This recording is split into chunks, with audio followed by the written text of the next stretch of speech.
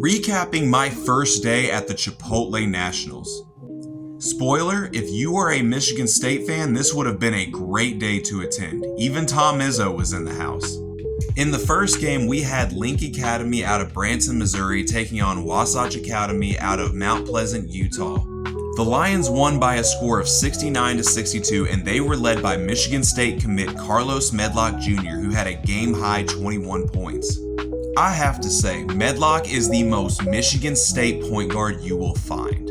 He moves and plays a lot like Fears or Winston, and he even kind of uses that off arm a little bit like Cassius Winston used to back in the day, but that might just be the Duke fan in me talking, so that's neither here nor there. But yeah, all in all, very good player, just absolutely screams Izzo point guard. But the player that I really have to tap into next year is junior 4-star Davion Thompson. This was my first look at him, and I have to say I was impressed. He's one of those crafty left-handed players, and I personally see a lot of CJ Miles in his game. But the second quarter of this game is where he really came alive because he nailed 3 straight three-pointers for the Lions. But yeah, I also got to see some other players like Kansas commit Trent Perry and Gonzaga commit Luka Foster. Oh yeah, and I can't leave out one of the biggest named players on the team in Taj Ariza, who's committed to Oregon. Very smooth player. Very much enjoyed seeing him up close for the first time. But as for Wasatch Academy, if you're a UConn Huskies fan, you definitely want to tap into YouTube and watch some highlights of their games.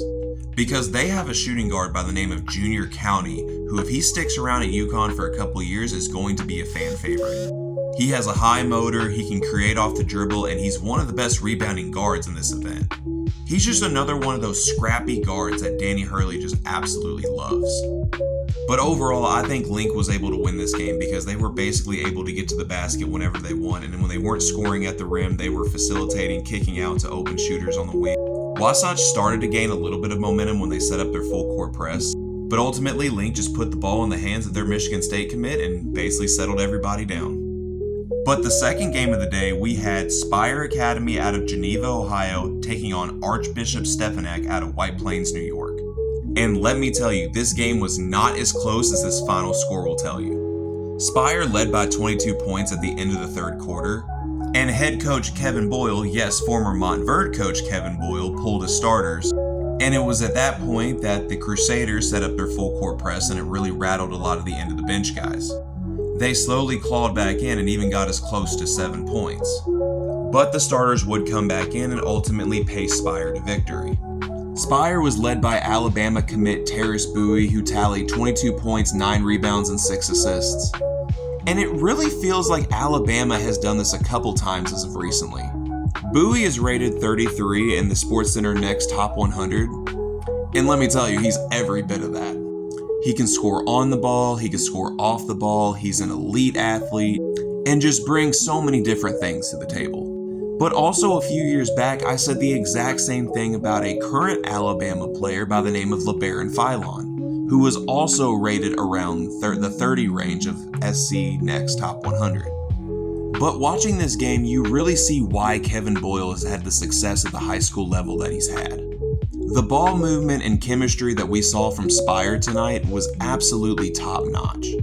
And even though this Spire team is not as talented as some of the Montverde teams he had, don't be surprised if they're cutting down the nets on Saturday. But getting to Archbishop Stepinac, they were able to hang around a lot early, taking advantage of secondhand points with their size. But once Spire got a body on everyone in rebound situations, they kind of blew this game open in the third quarter. This was my first look at the Ratliff twins, Darius and Adonis, who are both top 30 recruits in SC Next Top 100. And I want to give them the benefit of the doubt because maybe they had some jet lag because they were just in Phoenix last night at the McDonald's All-American game. But I was not impressed at all. Yeah, the potential is there because they're both 7 foot, they can handle the ball, and they're comfortable shooters. But they are so soft. The only points they scored is when they got bailed out by a foul call and hit a couple free throws.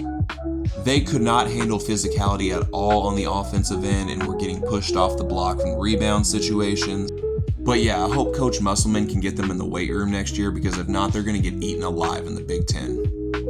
But on a positive note, going back to the Michigan State trend from earlier, Michigan State commit Josiah Jarvis added another 20 points, but actually, The leading scorer in this game was senior guard Hassan Qureshi, who is not ranked in the SC Next Top 100. He scored 30 points, and fun fact, if he had scored 2 more points, he would have tied Corey Joseph for the 5th highest scoring game in Chipotle Nationals history. So big shout out to Hassan Qureshi. But ultimately that wraps up my Day 1 recap of the Chipotle Nationals. Day 2 is going to be a busy day. We're kicking it off at 2 o'clock with a high-powered matchup between Prolific Prep and Montverde Academy, Kevin Boyle's former team. And then we're taking it to the 4 o'clock game where we have Chai Bella versus Paul VI. And of course, I get to see Jordan Smith Jr. and I absolutely cannot wait to see that matchup. And then at 6 p.m., we're seeing the number 1 ranked team in this event, AZ Compass Prep, take on Spire Academy. And last but certainly not least, we're going to see Dynamic Prep, the team that made it to the Chipotle Nationals championship game last year, take on Link Academy. So as always, thank you for watching this far, and tell me what you think in the comments, and as always, like and subscribe to Less is More Sports.